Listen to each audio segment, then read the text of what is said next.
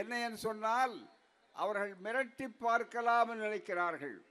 இந்த ஆட்சியை கொஞ்சம் உருட்டி பார்க்கலாம் நினைக்கிறார்கள். நிதியை தராமல் நாங்கள் கொஞ்சம் இழுத்து பார்த்தால் இவர்கள் வழிக்கு வருவார்களா நினைக்கிறார்கள். ஆனால் உங்கள் கனவு பலிக்காது.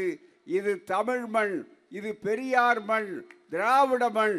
இந்த மண் உரிமை முழக்கத்தை சொல்லக்கூடிய மண் என்ற காரணத்தால் தான் இங்கே எங்கள் துணை முதலமைச்சரிலிருந்து அமைச்சர்கள் இந்த போராட்ட களத்திலே இருக்கிறார்கள்.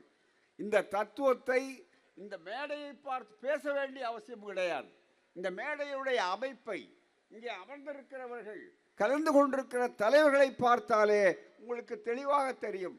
அண்ணா, அறிஞர் அண்ணா இந்த ஆட்சிக்கு, இந்த இருமொழி திட்டத்துக்கு வித்திட்ட நம்முடைய அண்ணா அவர்கள் முதலமைச்சராக இருந்த நேரத்திலே பல நேரத்திலே சொன்னார்கள், எங்களை நீங்கள் மிரட்டி பார்க்கலாம் நினைக்காது என்பதற்காக சொன்னார்கள்.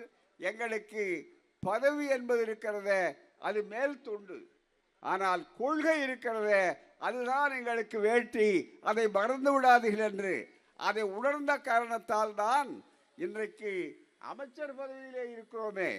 நாம் ஒன்றிய அரசை எதிர்த்து, அவர்களுடைய கொள்கைகளை எதிர்த்து முழங்கப் போகின்ற ஒரு கூட்டத்திலே கலந்து கொள்ளலாமா என்று யாரும் நினைக்கவில்லை.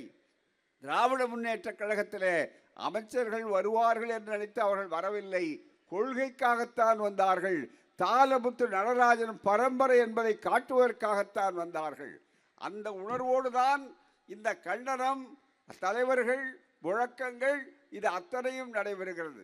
எண்ணி பாருங்கள், எந்த அளவிற்கு ஒரே நாடு, ஒரே தேர்தல் என்றெல்லாம் ஆரம்பித்து ஒரே கலாச்சாரம் என்று வந்தார்கள்.